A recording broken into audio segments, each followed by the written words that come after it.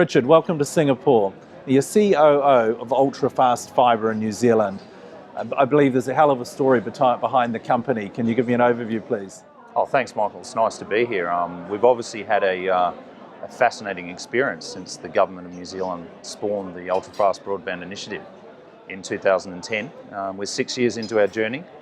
We're experiencing growth rates that have never been seen before in the local telecoms market. And obviously, we're working very closely with our partners to achieve the outcomes that we're seeing today.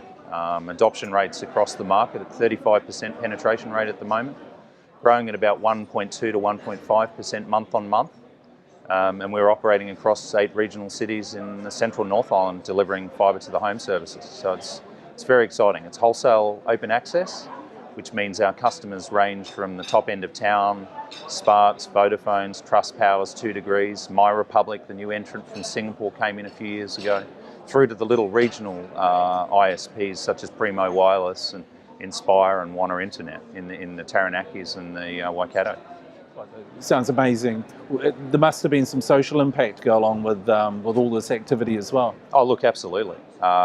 We're seeing the flight of resources out of Auckland and Wellington to the regions where we've deployed fibre. Whilst we like to think we can take some credit for the increase in property prices in those areas, what is happening is foot traffic is moving out of those capital city areas into the regions, and they can do that now due to high-speed fibre broadband access. Okay, we're at a conference here in Singapore, and it's run by the TM Forum, and we're talking about transformation and OSS systems. What's happened in your business in this regard? Yeah, look, in year 4, late 2014, we'd finished the communal network build. So we'd passed 163,000 premises thereabouts, and we've had organic growth since then, since the project started in 2010. And we undertook a transformation activity, and the decision to pull the trigger was then. Over the last sort of 2 years, we've basically been working on maturing those back office systems, creating levels of automation that haven't been used before in this space in New Zealand. And ultimately the aim is to create a very flexible apparatus that can support long-term sustainable movement between service providers across this wholesale open access infrastructure. So the ecosystem's very mature. The only parallels that our team draw are really from telco to probably an investment banking grade infrastructure that typically people expect to see for high frequency trading, where we're trying to enable the movement of a subscriber once they've got the connection as rapidly as possible. Within the hour is our target, like number portability is in mature markets such as New Zealand, UK and Hong Kong. And how have you gone about this in terms of new systems? What have you used? Oh, look, we've got a really tight selection of vendor partners. DGIT's solution, Telflow, is a very sophisticated order management, workflow management fulfill component. Huawei's our sole vendor partner in terms of supply chain. Layer 1 and Layer 2 equipment that we procure is best of breed. We've obviously got a very stable GIS partner in Hexagon Intergraph. The tightness of that organisation has allowed us to deploy a new billing system this year from Smile, which is obviously the solution that is going to power us for the next 25 to 50 years. Right, and the DGIT solution, what does that do for you? Okay, it's very sophisticated orchestration. The tooling is obviously predicated on very flexible RESTful APIs. We can obviously publish and consume data. The obligation that we have is obviously to present equally, from an equivalent standpoint, the same interface capability to all of our Tier 1 and Tier 2 and Tier 3 service provider RSP partners. Why did you choose DGIT?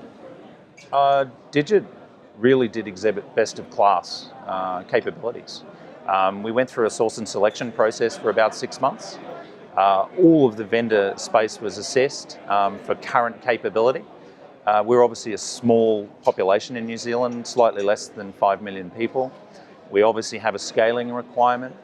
We can't classically afford the enormously expensive solutions that European and large Asian North American operators employ.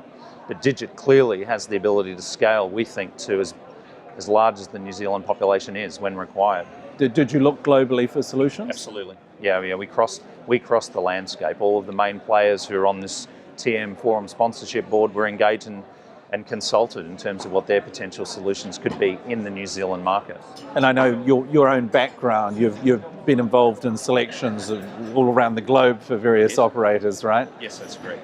Do you think DGIT stacks up on that international level? Oh, very much so. I think it's only going to be a matter of time until their organisation secures a large transaction with a tier one. It's going to be about scale again for them organisationally, but we've had a very rapid delivery cycle over the last 15 months. We've implemented new base process, which has enabled automation. The cost savings have been superb for the business, both in terms of reduction of headcount, in terms of service desk and customer experience type personnel, through to, at the coalface of the installation, reductions in tooling, reduction in delays, reductions in notifications to both the customer, our retail service provider and the carrier, but also the customer's customer. And the core metric changes in your business since the implementation? Oh, absolutely. Look, the days to connect is the most frustrating metric for our end customer of how long is it going to take for me to get fibre from the point of order to the point of successful installation of service.